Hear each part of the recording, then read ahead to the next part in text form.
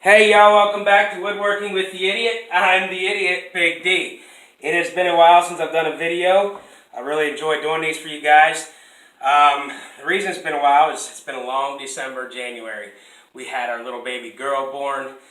And there's some scare there, but with all of your prayers and warm wishes, the good Lord gave us a beautiful, healthy 5.5-pound little baby girl, little Grace Noel. She was born December 5th. So life has just been a roller coaster, having a newborn in the house, and Ashley's been out of work, take care of the baby, and Christmas time orders got jacked up. So it's been a while since we did a video. Today I'm working in the shop. I'm getting a couple of my bigger sign blanks for the week glued up today for the weekend. But I'm sitting here doing some tedious work and thought I'd jump on and show you guys what I'm doing here. A lot of you that know me have seen my little J signs. They're a little 6-inch tall by 24-inch wide little cedar sign. I make these signs. I sell them for $50 online and in the local area. I offer free shipping with these signs at $50 though. These are my best-selling signs. I get my big sign orders from selling these little signs.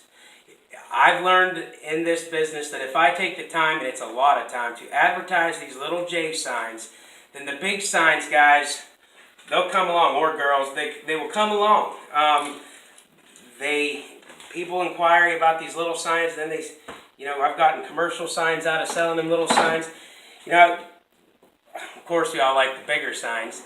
But a lot of people at $50 on these little J signs, I get a lot of people that think that's way too much money. They inquire about them. We put an order together and then they don't pay. They think I'm charging way too much money for the sign. Guys, it takes some money to make these little signs. There's a lot going into it, more than just spraying some ink on the sign, carving it, and sending it to your customer. These little J signs I make out of these cedar, they're 6-foot long cedar boards that I pick up at Home Depot. Now mind you, they only sell these in the spring, summer, and if you're lucky in the fall around our area in northwest Pennsylvania. So when I buy these, I have to buy quite a few of them, so I make sure I don't run out, because these make a real nice sign. But when I buy these boards, the first thing is I pull up to where they are stacked outside at Home Depot, where the pouring down rain is raining on them. These are awfully wet. They're wet and green when I first get them. I mean, they are not dried by a kiln or nothing. So I spend a few hours when I'm at Home Depot. I don't just go in there and take the first 30, 40, 50 boards and throw them in the back of the truck. I go through the boards. I find the straightest, clearest. I try to get as many boards with no knots in it. Sometimes I like a knot, and if it's placed on the board right where it's supposed to be, I'll grab it, where it'll look nice with a sign carved on it. But I spend 2, 3, sometimes 4 hours digging through the cedar at Home Depot to find the right boards. I make sure that they're not cupped. When I buy them, you can see that is a pretty straight board there, by all means, and that's going to make a real nice sign. Well, guys, you don't want to carve signs in damp, wet wood. First of all, it's bad on the bits, and it's bad for finishing. That moisture's in there, so what I got to do is I've got to get that moisture out. So what I do when I get them, I buy quite a few of them at a time. I bring them back to the shop, and the first couple days I sit them up on end on a pair of sawhorses. We set them up on end like this, and then after I've let them sit up on end a couple days, I sticker them. I put 3 or 4 on a row, and I sticker them up with the same thickness of stickers. I want them to make sure they're level. And I sticker them up in the shop. And now in the summertime, when it's not so cold in here, I do run a dehumidifier.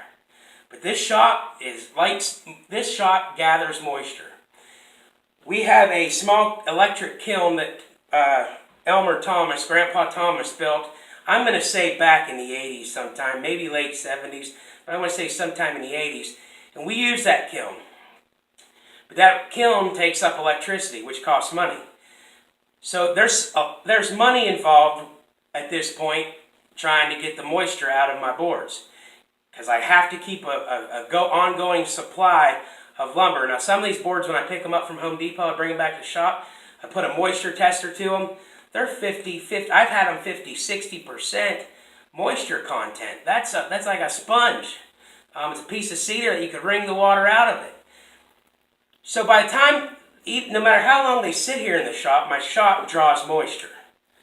So when I know that for the week I'm going to need, for the next 3 days, I'm going to need, 20, 25 small J sign blanks, I stack my little electric kiln full of the cedar signs, and I dry it for a couple days. Usually 2, sometimes 3 days. Now this stuff's thin enough that it usually dries a whole batch of it within 2 days, 48 hours or so. I can get it down to just about 0% content on the edges anyway.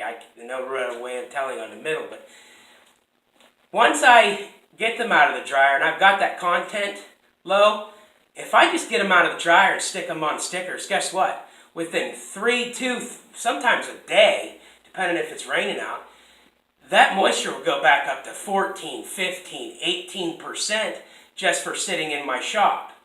So what I do, once I get those boards out of the dryer, I cut them all down to 24-inch wide sign blanks, because that's what they're for. Sometimes I will sell a shorter one at a little lower cost. If it's for a horse stall, and say the name's Bo, or 3 or 4 letters to the name, then I can put it on a nice 18-inch sign blank, and I can cut costs for the customer a little bit there. But generally, I cut every one of them down to 24 inches. I planed them all down on the Woodmaster planer. Then I cut them down to 24 inches on the radial arm saw. Then I stack them up on the table, as you can see here. I know the camera, you can't really see a bunch of them. This is what I do to keep the moisture out of the sign. This method also will help when you are finishing your sign and putting ink, whether you use ink or the primer, the black primer, when you're coloring the signs. It'll cause it to not bleed. I've noticed that if I don't do this step, sometimes that ink and sometimes that primer will bleed into the carving, and by the time you try to sand that little bit of bleed out, your carving is sanded, and now you got to start all over again. So this will prevent your sign from getting moisture, number one, and number two, from bleeding from when you're finishing with ink or paint. What I do is I go to Ace Hardware. It's the cheapest I've been able to find. It's about $13.80 or $13.60 for a pint of it. I get a water-based sanding sealer. Water-based. They make an oil-based. I don't like the oil-based. You've got to stir it up. There's sediment at the bottom of it. You stir it up, and you have to keep stirring it as you use it. And for these little signs, and I use this on the big lumber too. If I'm making a big toy box or concealment rack or a big sign, I put sanding sealer on everything so nothing gets moisture or nothing bleeds when I'm doing my carvings. So I use the Ace Hardware Sanding Sealer water-based sanding sealer. And all I do, it's pretty simple. I lay them out on the table here. I always start with the back, because remember, on my signs, the one side's real smooth from where I planed it in the planer. And on my signs, I leave that back rustic, woody look on the back. I like that on the signs, and nobody really looks at the back of the sign anyway, but I like that rustic board look on the back of the signs. So I always put the board face down on the where it was planed and smoothed down. And I tell you, I just use a cheap $1.15, $1.20 brush, because I go through them, and I just slop the sanding sealer right on it. There's no rhyme or reason. I try to get it as thick as possible. If you put too thin of a coat, you'll catch yourself probably having to do more than one coat. Probably going to have to do 2 coats. And while I'm just a one-man band here, I don't have time to do this twice this week, because I'm probably going to end up doing it twice, because I got to put another batch of sign blanks right into the dryer for orders just as soon as I'm done getting this one finished up today. But I slap it on the sign blank there, and I tell you the main point that you want to get is I tip it up on end. You just want to make sure that that sanding sealer gets down into that end grain. The sides and the end grain's just as important as the face and the back. We make sure we get that sloppied up good. I probably should be wearing latex gloves or rubber gloves of some sort. Don't follow my actions again. I'm the idiot, but I don't have any today. And I'm going to be doing a glue up too. I was wishing I had some gloves, but I didn't stop and buy none. I forgot. So I'm probably going to have glued up fingers here in about an hour as well after I do this video and get the rest of these sand sealers. Again, just touching that end up. Just touching that end up a little bit. You know, these videos I post on my Facebook, my Instagram, so not all of you are learning the tips and the tricks. Maybe you're just interested to see how your sign's being made. You know, for all you real estate agents, for everybody, you know, these signs make perfect wedding gifts. They make perfect, looking for a wedding gift that you just don't know what to get them because they already have everything. You know, what's better than a personalized hand-carved wood sign? Or if you're a real estate agent and you just sold that house and you want to give them a nice little gift that'll last them for years to come and remind them of you every time they look at it, as it's a gift from you. One of these little $50 personalized hand-carved wood signs are just perfect for that. Oh, that's my little commercial break as I'm finishing up sanding this. Guys, I'm going to hope to do some different videos here in the future. What I want to start doing is I spend a lot of time in the morning in front of the computer designing signs before I even leave the house to come to the shop for the day. So, guys, I want to try to start doing some questions with you. If you have any questions, just please feel free to email me. My email, or send me a Facebook message or an Instagram message, or email me at dbwwoodworking. No, that's not the right email anymore. Just email me at dbwwoodworking on Facebook. Just find me, Dan Winger, or Woodworking with the Idiot, and send me your questions and your comments, and let me know what you think. That is that. Now I've got that piece sanding sealed. I'm going to put it down to dry for, it'll dry overnight, and it will still be a dry board when I go to carve it. Hey guys, until next time, I'm your idiot. I'm Big D. God bless, take care, and be safe in the shop.